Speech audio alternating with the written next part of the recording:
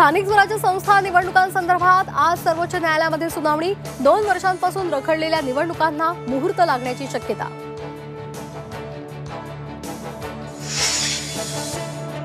केंद्र सरकारकडून UPS pension योजनेची अधिसूचना जारी।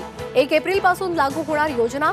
केंद्र कर्मचाऱ्यांना मूळ वेतनाच्या 50% पेन्शनची हमी।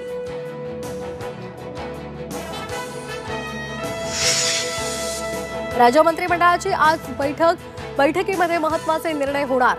पुण्यातील गियाबारे आणि बुलढाण्यामधील केस गळतीवर चर्चा होण्याची शक्यता।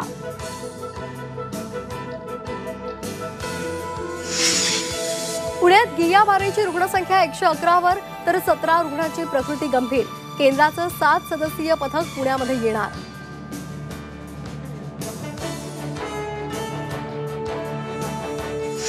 मनोज जरांगेंच्या आमरण उपोषणाचा आजचा 4था दिवस। जरांगेंची प्रकृती खालावली तर धनंजय देशमुख उपोषणात सहभागी होणार।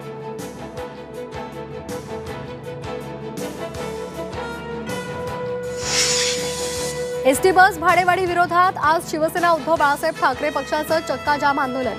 बस भाडेवाढ मागे घेण्याची मागणी।